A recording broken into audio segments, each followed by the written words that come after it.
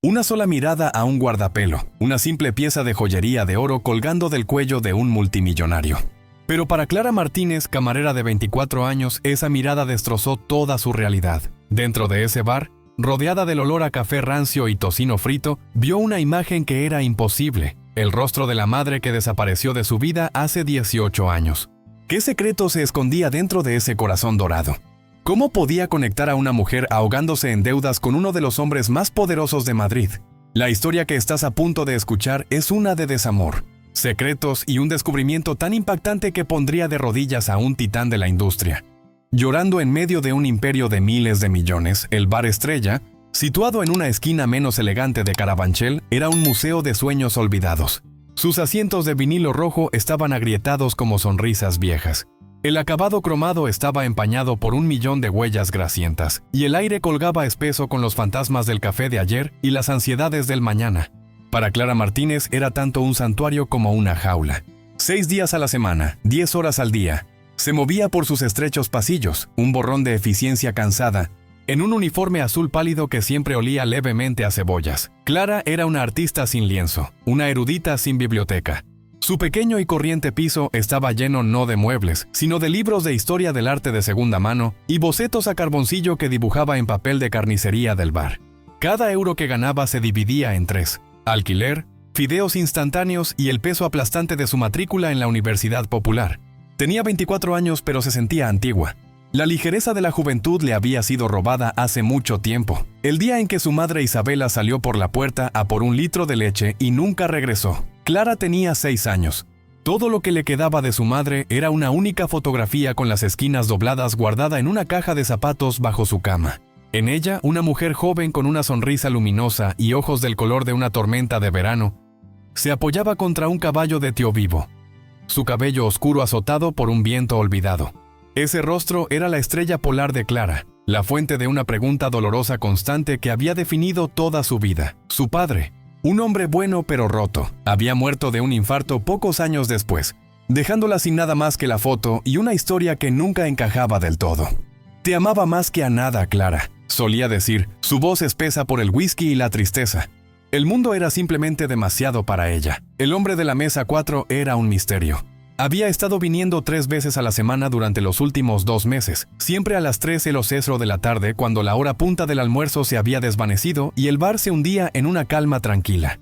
Era mayor, quizás al final de los 40, con un rostro que parecía tallado en granito y luego dejado bajo la lluvia. Sus trajes estaban impecablemente confeccionados. Una armadura gris oscuro que parecía salvajemente fuera de lugar contra el linóleo descascarado del bar. Siempre se sentaba solo. Pedía un café solo que apenas tocaba y miraba por la ventana al tráfico que pasaba, su mandíbula tensa en una línea de tensión perpetua. Las otras camareras lo llamaban Señor Navarro por el nombre grabado en la tarjeta de crédito platino que usaba. Clara simplemente lo llamaba Mesa 4. Nunca hacía contacto visual, nunca decía más que café solo y nunca sonreía. Irradiaba un aura de inmenso poder y profunda soledad. Era un rompecabezas que ella no tenía tiempo para resolver. En este martes en particular, el aire estaba cargado con la promesa de una tormenta. La lluvia azotaba contra las grandes ventanas de cristal del bar. La mesa 4 estaba allí, una silueta estoica contra el mundo gris y lúgubre del exterior. Clara se acercó a su mesa, su cafetera dejando un rastro de vapor en el aire fresco. ¿Más café, señor?, preguntó, su voz suave. Él no levantó la vista, solo dio un breve asentimiento. Mientras Clara se inclinaba para servir, su muñeca golpeó el borde de su pesada taza de cerámica. No fue un golpe fuerte, solo lo suficiente para hacer que el café se derramara. Una ola marrón oscura que se desbordó por el borde y cayó sobre la manga de su costoso traje. «Oh, lo siento mucho», jadeó Clara buscando una servilleta. «Lo siento muchísimo, señor. Déjeme traer un paño». Esperaba un destello de ira, un gesto despectivo, su habitual silencio frío. En cambio, por primera vez la miró directamente. Sus ojos, de un azul sorprendentemente claro, estaban abiertos con un destello de algo. ¿Molestia? No, era algo más. «Está bien», dijo, su voz un retumbo bajo.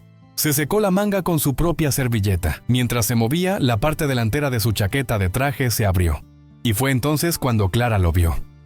Colgando de una gruesa cadena de oro alrededor de su cuello, anidado contra el blanco nítido de su camisa, había un guardapelo en forma de corazón. Era viejo, intrincadamente grabado con filigranas en espiral. Era el tipo de cosa que verías en una tienda de antigüedades, una reliquia de otra época. Pero no era el guardapelo en sí lo que hizo que el aire abandonara sus pulmones. Era el hecho de que estaba abierto. El cierre debía haberse desabrochado cuando se movió. Dentro, en la mitad derecha del corazón, había un retrato miniatura pintado a mano, un rostro pequeño y perfecto no más grande que su pulgar. Una mujer joven con una sonrisa luminosa y ojos del color de una tormenta de verano. Su cabello oscuro como si estuviera atrapado en una brisa suave. La cafetera se deslizó de la mano de Clara, estrellándose contra el suelo con un estruendo ensordecedor. Líquido marrón y fragmentos de cerámica explotaron por el linóleo. Los pocos clientes restantes se giraron para mirar. Su jefe, Santi, gritó algo desde la cocina, pero Clara no escuchó nada de eso.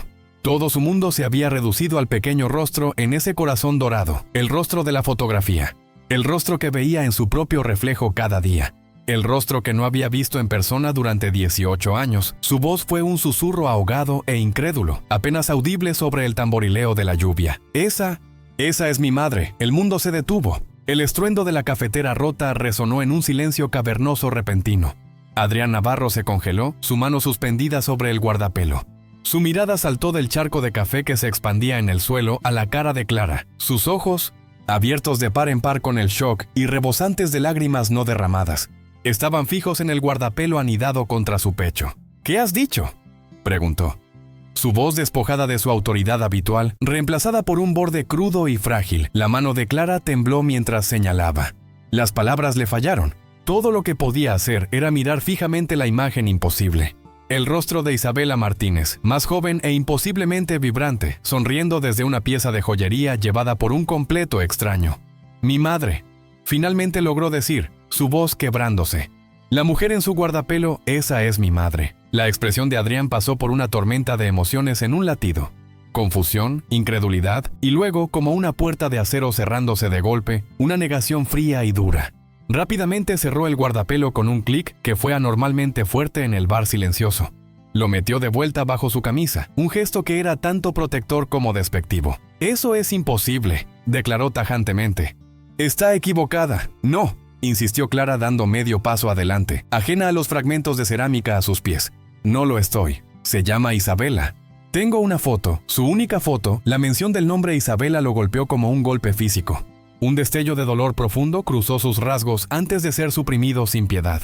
Se levantó de la mesa, su imponente figura proyectando una sombra sobre ella.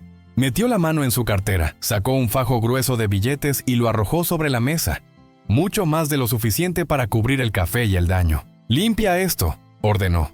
Su voz un comando bajo dirigido a Santi, que ahora salía corriendo de la cocina. Pero sus ojos, esos ojos azules penetrantes, estaban fijos en Clara. Sostenían una mirada de ira tan profunda y herida que la hizo retroceder. Sin otra palabra, se giró y salió con paso firme del bar. La pequeña campanilla sobre la puerta tintineó furiosamente mientras la empujaba y desaparecía en la calle azotada por la lluvia. Clara se quedó inmóvil, su corazón martilleando contra sus costillas como un pájaro atrapado. El fajo de dinero en la mesa, el desastre en el suelo, las miradas curiosas de los otros clientes. Todo era solo ruido. Lo único real era la imagen persistente del rostro de su madre anidado en oro contra el corazón de un frío y misterioso multimillonario. «Clara, ¿qué demonios pasó?». La voz áspera de Santi rompió su trance. Era un hombre robusto con un corazón amable, enterrado bajo una capa de grasa y mal humor. Puso una mano pesada en su hombro. «¿Estás bien, chica? Pareces que has visto un fantasma». «Creo que lo hice, Santi», susurró, hundiéndose en el borde de la mesa opuesta, sus piernas repentinamente incapaces de sostenerla. Esa noche, el sueño fue un extraño. Clara yacía en su pequeña cama, los sonidos de la ciudad amortiguados por la tormenta, y miraba fijamente al techo. Las preguntas la rodeaban como buitres. ¿Quién era ese hombre? ¿Por qué tenía una foto de su madre? ¿Por qué reaccionó con tanta ira? La historia que su padre le había contado, que su madre simplemente se había ido, abrumada por la vida, siempre había parecido hueca, una verdad incompleta. Ahora se sentía como una mentira deliberada. A la mañana siguiente, impulsada por una necesidad desesperada de respuestas, Clara tomó una decisión. No iba a dejarlo pasar. Esta era la primera pista. La primera grieta en el muro de silencio que había rodeado la desaparición de su madre durante 18 años, llamó a Santi y le dijo que estaba enferma. Una mentira que se sentía incómoda en su lengua.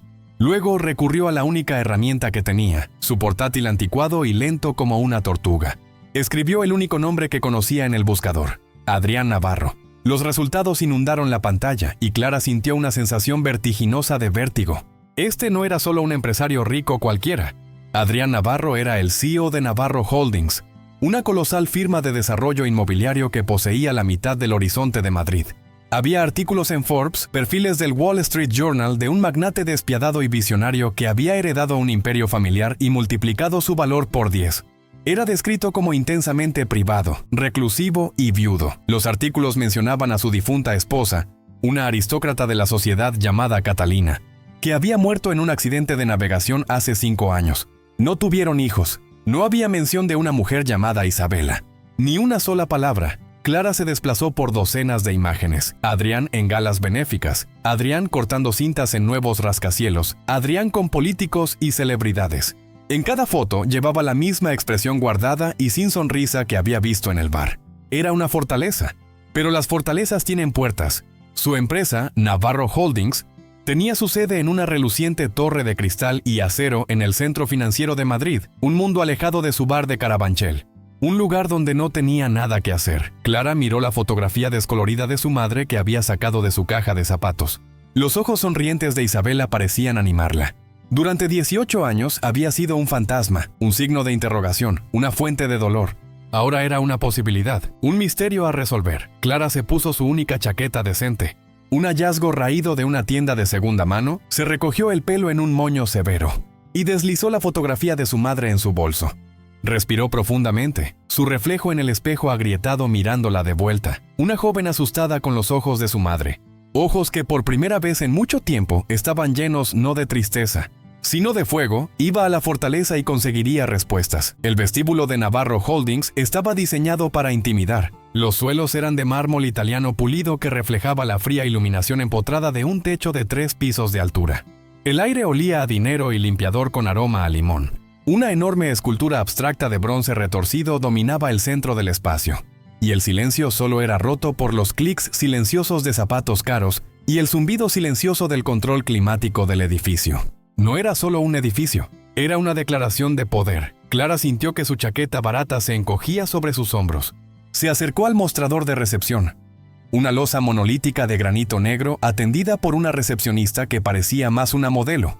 Su expresión una mezcla cuidadosamente curada de aburrimiento y desdén. ¿Puedo ayudarla?, preguntó la recepcionista, su voz tan nítida y fresca como el aire a su alrededor. Sí, dijo Clara tratando de evitar que su propia voz temblara. Estoy aquí para ver al señor Adrián Navarro. La recepcionista ni siquiera se molestó en mirar la pantalla del ordenador. Simplemente levantó una ceja perfectamente esculpida. ¿Tiene cita? No, no la tengo. Pero es un asunto personal. Es extremadamente urgente. El señor Navarro no acepta citas no programadas. Si lo desea, puede dejar un mensaje con su asistente ejecutivo. No, no lo entiende. Necesito verlo. Si pudiera decirle que es Clara Martínez del Bar Estrella. Un destello de diversión cruzó el rostro de la recepcionista antes de ser suavizado. La idea era claramente ridícula para ella. Una camarera de un bar exigiendo ver al rey en su castillo. Lo siento, eso no es posible, dijo, su tono final. Ya había despedido a Clara, sus ojos desviándose hacia una luz parpadeante en su consola. La frustración y una oleada de ira justa ardieron en el pecho de Clara. No sería despedida. No después de llegar tan lejos. Por favor, insistió su voz elevándose ligeramente. Solo dele mi nombre. Le prometo que querrá verme. Su voz elevada atrajo la atención de un guardia de seguridad. Un hombre grande con un traje elegante y un auricular que comenzó a moverse decididamente hacia el mostrador. La situación estaba escalando y Clara sabía que estaba perdiendo. Justo entonces, un hombre con un traje impecablemente confeccionado emergió de un corredor detrás del mostrador. Era más joven que Adrián, con rasgos afilados y ojos inteligentes y evaluadores. Exudaba un aire de competencia silenciosa y despiadada. ¿Hay algún problema aquí, Jessica?, preguntó el recepcionista, su voz suave y controlada. Esta mujer está exigiendo ver al señor Navarro sin cita. Señor Torres, respondió Jessica, su alivio palpable. La mirada del señor Torres cayó sobre Clara. La estudió por un momento, tomando nota de la chaqueta de la tienda de segunda mano, la determinación en su mandíbula y la desesperación en sus ojos. Este era Marcos Torres, el jefe de gabinete de Adrián, un hombre conocido en el mundo de los negocios como el Guardián. Soy Marcos Torres, el asistente del señor Navarro, dijo, su tono educado pero firme. Quizás yo pueda ayudarla. Necesito hablar con él, repitió Clara manteniéndose firme. Es sobre un guardapelo. Es sobre una mujer llamada Isabela. Al mencionar el nombre, la máscara profesional de Marcos Torres no se resbaló, pero Clara vio un sutil endurecimiento alrededor de sus ojos. Él sabía de quién estaba hablando. Me temo que el señor Navarro está en reuniones consecutivas por el resto del día, dijo la mentira sin esfuerzo. Si deja su información de contacto, me aseguraré de que reciba el mensaje. Era un rechazo, entregado expertamente. Clara sintió una ola de desesperación. Había sido tan ingenua al pensar que simplemente podría entrar aquí. Para ellos era una molestia, un hilo suelto que cortar. Jugó su única carta. Metió la mano en su bolso, sus dedos cerrándose alrededor de los bordes gastados de la fotografía. La sacó y la deslizó sobre el frío escritorio de granito hacia él. Muéstrale esto, dijo, su voz temblando pero clara. Por favor, solo muéstrale esta foto. Si aún no quiere verme después de eso, me iré y nunca volveré. Marcos Torres miró hacia abajo a la fotografía de color descolorida. Vio a la joven sonriente contra el caballo del tío Vivo. Su mirada se detuvo un segundo más de lo necesario. La recogió cuidadosamente como si manejara una frágil pieza de evidencia. «Espere aquí», dijo, su expresión ilegible. Se giró y desapareció por el corredor, dejando a Clara sola en el vasto e intimidante vestíbulo, su corazón latiendo un ritmo frenético contra sus costillas. Cada minuto se extendía hasta la eternidad. El guardia de seguridad la observaba con intensidad de halcón. Se sentía como un espécimen bajo un microscopio. Estaba al borde de rendirse, de darse la vuelta y huir de regreso al confort familiar y grasiento del bar cuando Marcos Torres reapareció. «El señor Navarro la verá», dijo, su voz desprovista de cualquier emoción. «Sígame». La condujo a través de una serie de pasillos prístinos y blancos hasta un ascensor privado. Subieron en silencio, el único sonido el suave silbido de su ascenso. Las puertas se abrieron directamente a una vasta oficina de esquina que parecía flotar sobre la ciudad. 3 de las paredes eran de cristal del suelo al techo, ofreciendo una vista impresionante y divina de Madrid. La 4ª pared estaba forrada de libros. El escritorio era una enorme pieza de madera oscura pulida, vacía excepto por un elegante portátil y una única fotografía enmarcada vuelta hacia el lado opuesto. Adrián Navarro estaba de pie junto a la ventana, de espaldas a ella, mirando hacia abajo a la ciudad que poseía. No se giró cuando ella entró. «Torres, déjanos», ordenó, su voz resonando ligeramente en el gran espacio. Marcos le dio a Clara una mirada breve e ilegible, y luego se retiró. Las puertas del ascensor se cerraron con un suave siseo, sellándola dentro de la guarida del león. La garganta de Clara estaba seca. Se quedó de pie torpemente en el centro de la habitación, sintiéndose pequeña y fuera de lugar. Finalmente, Adrián se giró para enfrentarla. Su expresión era más dura de lo que jamás la había visto. En su mano sostenía el guardapelo. «Tiene 5 minutos para explicar por qué se abrió paso a la fuerza en mi oficina y de qué se trata esta afirmación absurda», dijo, su voz tan fría como el cristal que los rodeaba. «Luego se irá y nunca volverá a mencionar esto a nadie». El aire en la oficina estaba espeso de tensión. El miedo inicial de Clara luchaba con una resolución obstinada. No sería intimidada, no ahora. «No es una afirmación absurda», comenzó, su voz más firme de lo que esperaba. «La mujer en su guardapelo es mi madre, Isabela Martínez. Desapareció hace 18 años cuando yo tenía 6 años. He pasado toda mi vida preguntándome qué le pasó. Y luego ayer vi su rostro alrededor de su cuello. Tiene que decirme cómo la conoció». Adrián caminó lentamente desde la ventana hasta su escritorio, sus movimientos deliberados y controlados. Colocó el guardapelo sobre la madera pulida con un suave clic. No miró a Clara, sino a algún punto distante más allá de las paredes de cristal. Un punto profundo en su propio pasado. «Su nombre no era Martínez», dijo, su voz baja y teñida de un dolor antiguo. «Era Rossi, Isabela Rossi». Clara frunció el ceño. «No, eso no es correcto. Mi apellido es Martínez. Mi padre...» «¿Tu padre?», interrumpió Adrián, una sonrisa amarga y humorística tocando sus labios por un segundo. «Déjame contarte sobre Isabela Rossi». Finalmente encontró su mirada y sus ojos azules eran como fragmentos de hielo. «La conocí en la universidad. Ella estudiaba literatura. Yo estudiaba arquitectura. No era como nadie que hubiera conocido jamás. Las mujeres de mi mundo estaban pulidas, preparadas para matrimonios ventajosos. Isabela era real. Era brillante, apasionada, divertida. Pintaba acuarelas terribles y citaba poesía y creía que podía cambiar el mundo. Me veía no como el heredero Navarro, sino solo como Adrián». Recogió el guardapelo, su pulgar acariciando la superficie grabada. «Fuimos inseparables durante 2 años. Íbamos a casarnos. Le di este guardapelo para nuestro segundo aniversario. Esta oficina, todo este imperio, no significaba nada comparado con ella. Mi familia, particularmente mi abuela, desaprobaba. Era una estudiante becada, la hija de un panadero italiano de Vallecas. Para ellos era una cazafortunas, una pareja inaceptable. Hizo una pausa, el silencio en la habitación pesado con palabras no dichas. Clara se quedó enraizada en el lugar, su mente dando vueltas. Su madre, una estudiante de literatura, enamorada de un multimillonario. Esto era un cuento de hadas, una vida tan completamente ajena a las historias fragmentadas que su padre le había contado. No nos importaba, continuó Adrián, su voz más suave ahora, perdida en el recuerdo. Hicimos planes para escapar, para ir a Europa donde yo podría trabajar para una firma pequeña y ella podría escribir. Íbamos a dejar todo esto atrás, gesticuló vagamente hacia la oficina opulenta, la ciudad extendida debajo de ellos. Y entonces un día se fue. Su voz se endureció de nuevo, el dolor agudizándose en una hoja de ira, sin nota, sin llamada telefónica. Su habitación en la residencia estaba limpia. Sus amigas dijeron que había dejado la universidad y se había ido de la ciudad. Simplemente desapareció. Pasé meses buscándola. Contraté investigadores privados. Era como si hubiera dejado de existir. La única conclusión a la que pude llegar fue que me había dejado. Que nuestro amor no fue suficiente, que el dinero y el poder de mi familia, las mismas cosas de las que íbamos a escapar, o la habían asustado o peor aún, que había aceptado un pago de mi abuela para desaparecer. Miró directamente a Clara, sus ojos escudriñando su rostro, sus rasgos, buscando algo que no podía nombrar. Esa creencia rompió algo en mí, me hizo quien soy hoy, frío, desconfiado.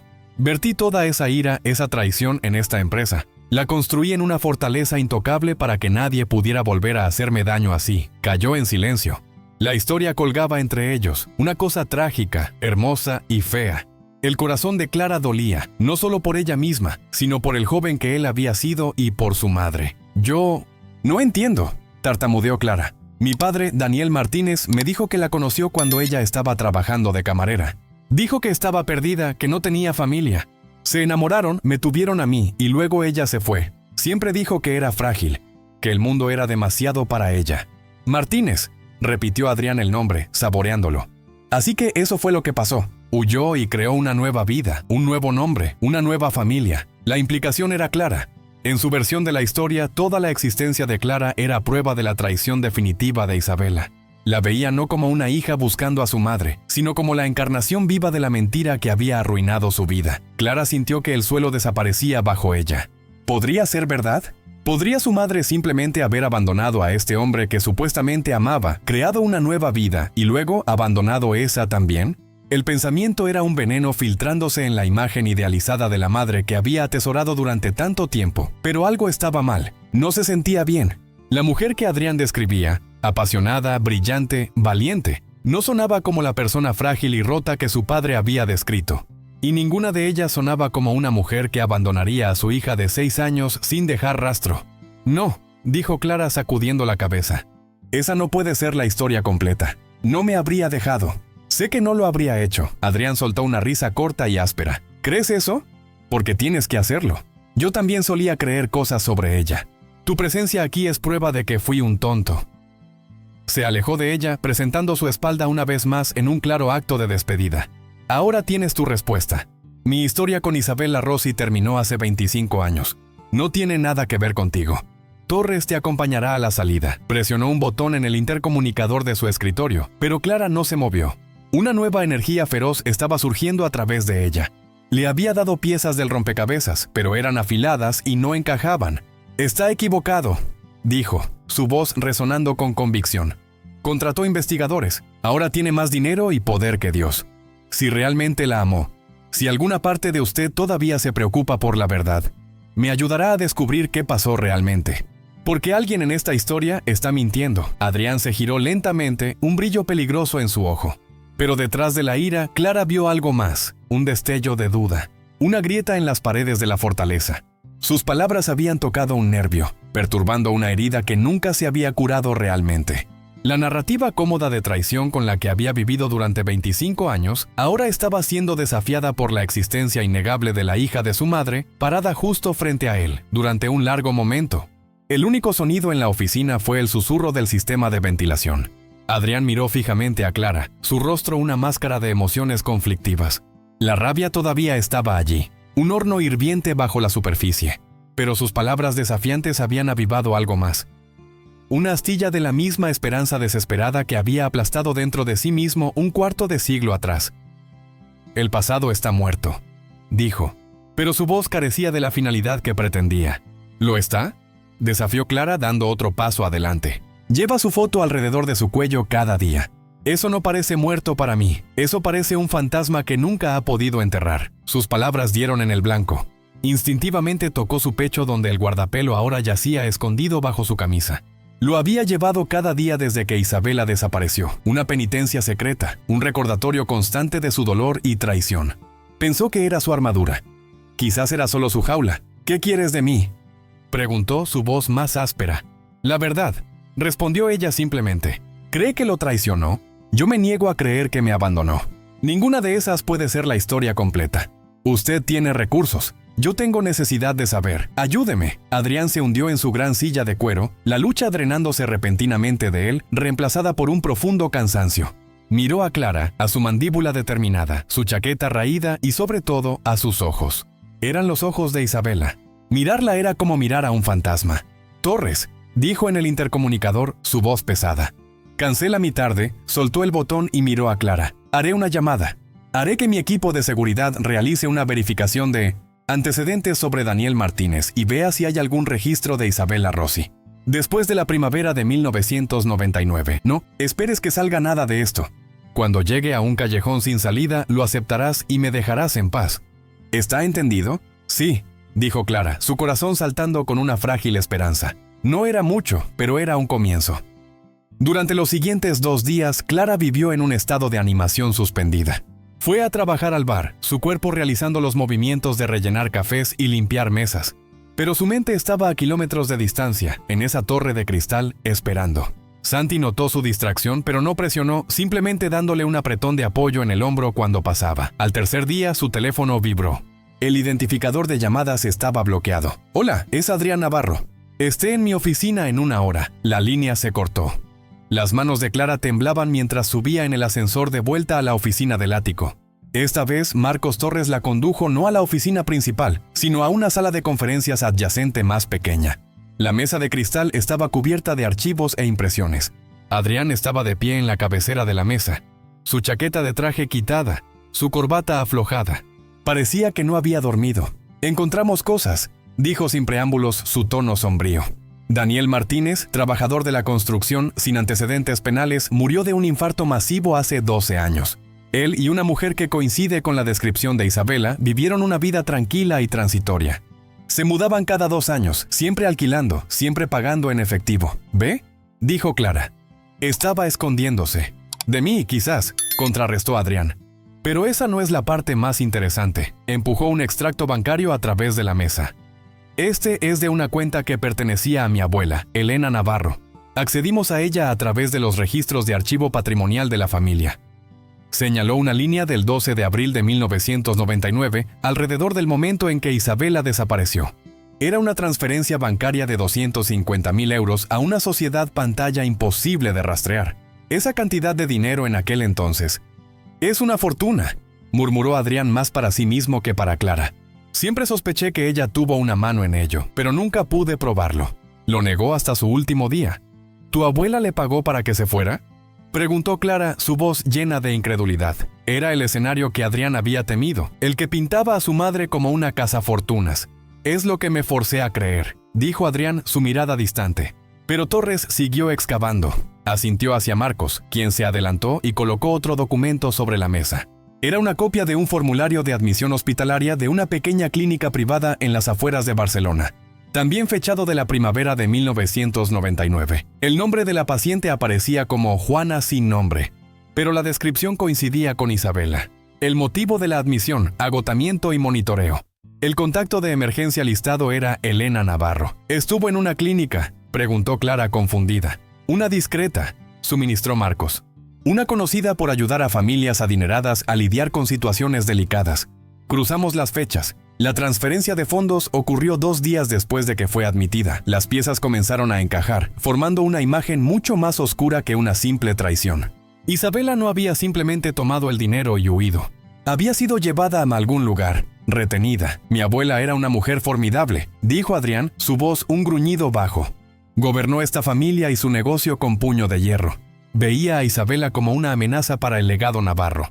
Pensé que su desaprobación era solo esnobismo. Nunca imaginé, se interrumpió recogiendo otro archivo. Sus nudillos estaban blancos.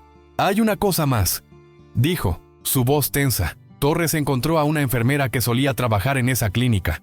Está jubilada ahora, viviendo en Málaga. Por un precio, su memoria se volvió más clara. Abrió el archivo. Dentro había una declaración jurada. Los ojos de Clara escanearon la página, su respiración atascándose en su garganta. La enfermera testificó que recordaba a la hermosa y triste joven traída por la imperiosa anciana. Recordaba que la paciente estaba angustiada, llorando que tenía que volver con el hombre que amaba. También recordaba la razón del monitoreo. La clínica había realizado un análisis de sangre tras su admisión. La joven, Isabela Rossi, había estado embarazada de 6 semanas. La declaración jurada se deslizó de los dedos de Clara. La habitación se inclinó. Embarazada. Su madre había estado embarazada cuando desapareció. Adrián se quedó de pie como si se hubiera convertido en piedra. Su rostro pálido, sus ojos fijos en el documento. Lentamente hizo las cuentas en su cabeza. Las fechas, las líneas de tiempo. Desaparecida en la primavera de 1999. Un bebé nacido aproximadamente 8 meses después. Una joven llamada Clara, que ahora tenía 24 años, levantó la vista del papel, su mirada bloqueándose con la de Clara. El hielo en sus ojos se rompió, reemplazado por una comprensión naciente y horrible. La ira, la traición, los años de amargura. Todo se disolvió en una inundación de realización desgarradora. No solo estaba mirando a la hija de su amor perdido. Estaba mirando a su propia hija. La revelación colgaba en el aire, una verdad impresionante e imposible que succionó todo el oxígeno de la habitación. La mente de Clara corría tratando de conectar los puntos. Embarazada. Su madre estaba embarazada con su hijo. Ella era su hija. El pensamiento era tan monumental, tan alterador de la realidad que sintió una ola de mareo y agarró el respaldo de una silla para estabilizarse. Adrián hizo un sonido ahogado, un jadeo estrangulado de dolor e incredulidad. La fortaleza que había construido alrededor de su corazón durante 25 años no solo se agrietó, fue obliterada en un instante. La narrativa cuidadosamente construida de una mujer que lo traicionó fue reemplazada por una verdad mucho más monstruosa. Una mujer que le fue robada. Una mujer embarazada forzada al exilio por su propia familia. Una hija que nunca supo que tenía. No, susurró sacudiendo la cabeza como para negar la evidencia frente a él. No puede ser, pero podía. Era lo único que tenía sentido. El secreto, la huida, los pagos en efectivo, el nuevo nombre. Isabela no se estaba escondiendo de un amante despechado. Se estaba escondiendo de una matriarca poderosa y despiadada para proteger a su hija. A su hija. Mi abuela, respiró Adrián, el nombre sabiendo a ceniza en su boca. Miró a Marcos Torres, sus ojos salvajes con una desesperación que Clara nunca había visto. Consigue un coche, ahora. No explicó a dónde iban. No necesitaba hacerlo. Solo había una persona que podía confirmar los detalles finales y horribles de esta mentira, excepto que Elena Navarro había estado muerta durante una década. Pero su memoria, su influencia vivía en la única persona que había sido su confidente y ejecutora, la hermana de Elena. La tía abuela de Adrián, Genoveva Navarro, una mujer de casi 95 años, viviendo sus días en la extensa finca gótica de la familia, en las afueras de Toledo. El viaje fue un borrón de silencio tenso. Clara se sentó en la parte trasera del silencioso y cavernoso Mercedes, mirando por la ventana al paisaje que pasaba, su propio reflejo una imagen fantasmal superpuesta sobre las colinas verdes. Junto a ella, Adrián era una estatua de rabia y dolor contenidos. No había pronunciado una palabra desde que salieron de la oficina. Seguía abriendo y cerrando el guardapelo, mirando el rostro de Isabela, luego mirando a Clara en el espejo retrovisor, su expresión de profunda agonía. La finca Navarro era una reliquia de otra era. Una enorme mansión de piedra rodeada de hectáreas de jardines cuidados y desolados. Se sentía fría e inhóspita. Un mausoleo de secretos familiares. Encontraron a Genoveva Navarro en el solarium, una mujer frágil como un pájaro envuelta en mantas de cachemira, mirando a un jardín de rosas que hacía mucho había marchitado con la llegada del otoño. Sus ojos, aunque nublados por la edad, todavía eran agudos e inteligentes. Se abrieron ligeramente cuando Adrián y Clara entraron. «Adrián», dijo, su voz un susurro seco de hojas. «Nunca visitas y has traído una invitada». Su mirada se posó en Clara, astuta y penetrante. «Dios mío, el parecido es asombroso». Adrián prescindió de las cortesías. «Genoveva, sé sobre la clínica. Sé sobre el dinero. Sé que Isabela estaba embarazada. Quiero que me digas qué hizo Elena». Los labios delgados de Genoveva se presionaron en una línea firme. Por un momento pareció que negaría todo, retirándose a la fortaleza de la lealtad familiar. Pero luego miró a Clara de nuevo, y al dolor crudo en el rostro de su sobrino nieto, y toda una vida de complicidad pareció desmoronarse. «Elena hizo lo que creía necesario», dijo Genoveva, su voz ganando una astilla de su antigua fuerza. «Para proteger a esta familia, para protegerte a ti, Adrián, de un matrimonio desastroso». Relató la historia en un tono calmado y desapasionado que hacía los detalles aún más escalofriantes. Elena había interceptado una de las cartas de Isabela a Adrián, una carta en la que anunciaba con éxtasis su embarazo. Viendo sus peores temores realizados, el hijo de una plebeya reclamando la fortuna Navarro, Elena actuó rápidamente. Hizo que recogieran a Isabela y la llevaran a la clínica, cortando toda comunicación. Le dio a la chica una opción, explicó Genoveva mirando sus manos arrugadas. Una opción que no era opción en absoluto.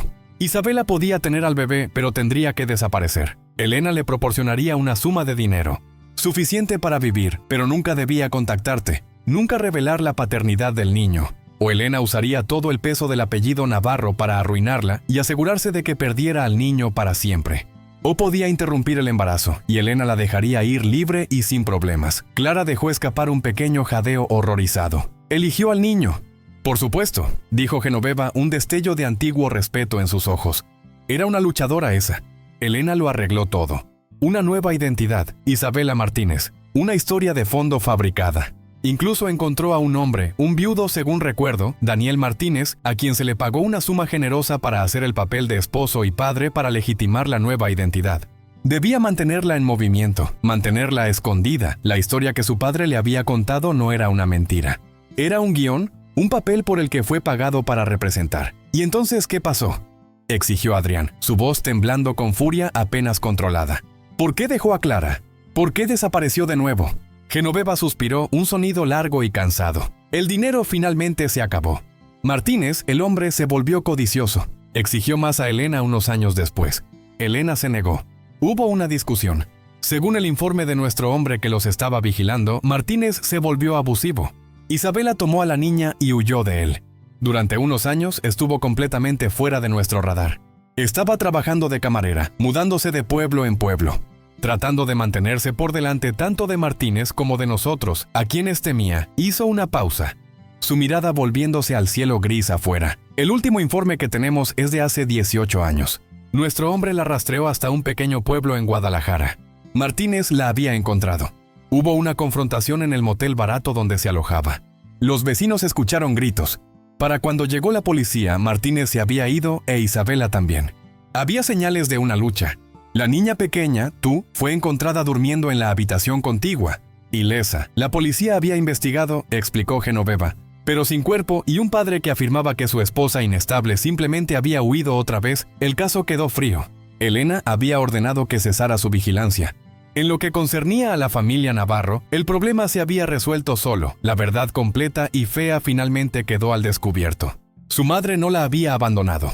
Había estado luchando por ella, protegiéndola hasta el final. Había huido de un hombre que se suponía que era su protector y finalmente fue víctima de su violencia y codicia. Adrián se quedó en silencio, su rostro ceniciento. El peso de todo, el amor robado, las mentiras, la violencia, la hija que nunca conoció, cayó sobre él. Las décadas de amargura que había albergado hacia Isabela se transformaron en una ola insoportable de culpa y arrepentimiento. Había dejado que sucediera. Había estado tan envuelto en su propio orgullo herido que había creído la mentira. La dejó ir y la dejó enfrentar a los lobos sola. Se giró hacia Clara, y sus ojos, esos ojos azules penetrantes que una vez la habían mirado con tal frialdad, ahora estaban desbordados. La presa se rompió. Un sollozo profundo y gutural se arrancó de su garganta. El titán de la industria, el magnate despiadado, se desplomó. Se hundió de rodillas sobre la antigua alfombra persa, su cabeza en sus manos, y se derrumbó en grandes sollozos convulsivos. Lágrimas por un amor perdido. Lágrimas por una vida destruida. y lágrimas por la hija que había estado frente a él todo el tiempo, un testimonio vivo de una verdad que se había negado a ver. Durante los siguientes 2 días, Clara vivió en un estado de animación suspendida. Fue a trabajar al bar, su cuerpo realizando los movimientos de rellenar cafés y limpiar mesas. Pero su mente estaba a kilómetros de distancia, en esa torre de cristal, esperando. Santi notó su distracción, pero no presionó, simplemente dándole un apretón de apoyo en el hombro cuando pasaba. Al tercer día, su teléfono vibró. El identificador de llamadas estaba bloqueado. «Hola, es Adrián Navarro.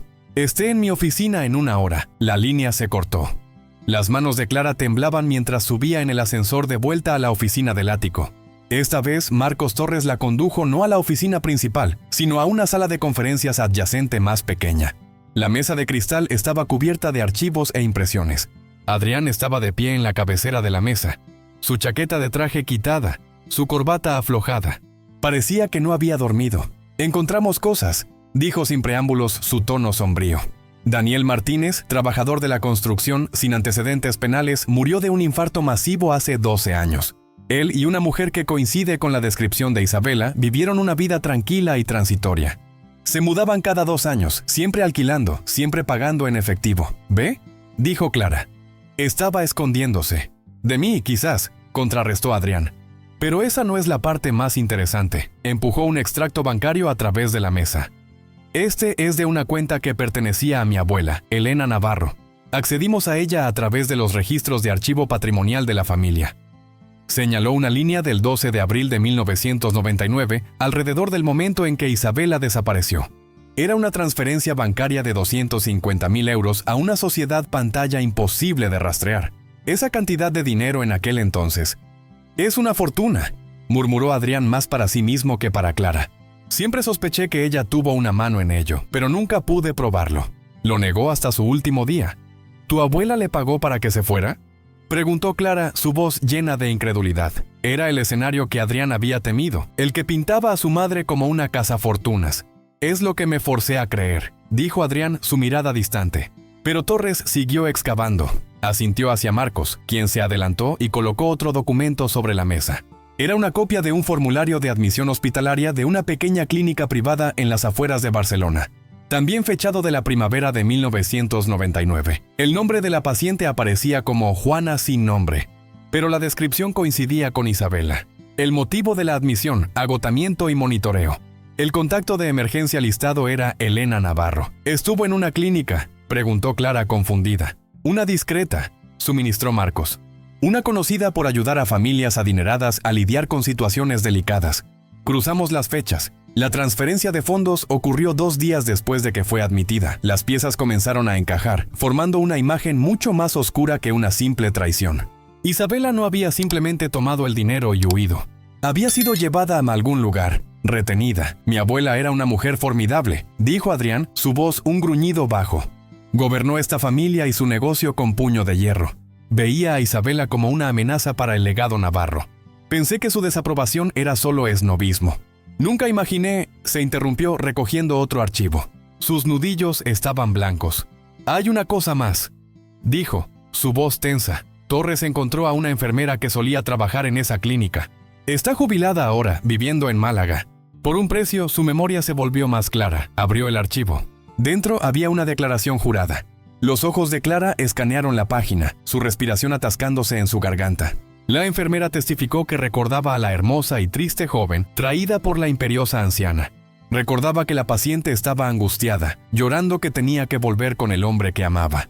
También recordaba la razón del monitoreo. La clínica había realizado un análisis de sangre tras su admisión. La joven, Isabela Rossi, había estado embarazada de 6 semanas. La declaración jurada se deslizó de los dedos de Clara. La habitación se inclinó. Embarazada. Su madre había estado embarazada cuando desapareció. Adrián se quedó de pie como si se hubiera convertido en piedra. Su rostro pálido, sus ojos fijos en el documento. Lentamente hizo las cuentas en su cabeza. Las fechas, las líneas de tiempo. Desaparecida en la primavera de 1999. Un bebé nacido aproximadamente 8 meses después. Una joven llamada Clara, que ahora tenía 24 años, levantó la vista del papel, su mirada bloqueándose con la de Clara. El hielo en sus ojos se rompió, reemplazado por una comprensión naciente y horrible. La ira, la traición, los años de amargura. Todo se disolvió en una inundación de realización desgarradora. No solo estaba mirando a la hija de su amor perdido, estaba mirando a su propia hija. La revelación colgaba en el aire, una verdad impresionante e imposible que succionó todo el oxígeno de la habitación. La mente de Clara corría tratando de conectar los puntos. Embarazada. Su madre estaba embarazada con su hijo. Ella era su hija. El pensamiento era tan monumental, tan alterador de la realidad que sintió una ola de mareo y agarró el respaldo de una silla para estabilizarse. Adrián hizo un sonido ahogado, un jadeo estrangulado de dolor e incredulidad.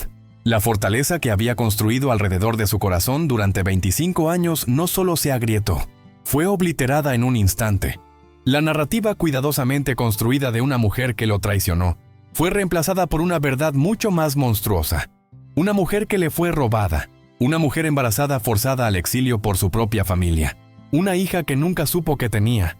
No, susurró sacudiendo la cabeza como para negar la evidencia frente a él.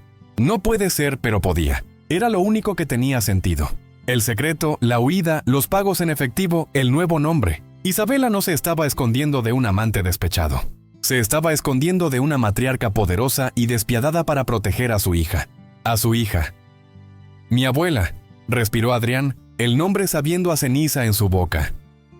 Miró a Marcos Torres, sus ojos salvajes con una desesperación que Clara nunca había visto. Consigue un coche, ahora. No explicó a dónde iban. No necesitaba hacerlo. Solo había una persona que podía confirmar los detalles finales y horribles de esta mentira, excepto que Elena Navarro había estado muerta durante una década. Pero su memoria, su influencia vivía en la única persona que había sido su confidente y ejecutora, la hermana de Elena. La tía abuela de Adrián, Genoveva Navarro, una mujer de casi 95 años, viviendo sus días en la extensa finca gótica de la familia, en las afueras de Toledo. El viaje fue un borrón de silencio tenso. Clara se sentó en la parte trasera del silencioso y cavernoso Mercedes, mirando por la ventana al paisaje que pasaba, su propio reflejo una imagen fantasmal superpuesta sobre las colinas verdes. Junto a ella, Adrián era una estatua de rabia y dolor contenidos. No había pronunciado una palabra desde que salieron de la oficina. Seguía abriendo y cerrando el guardapelo, mirando el rostro de Isabela, luego mirando a Clara en el espejo retrovisor, su expresión de profunda agonía.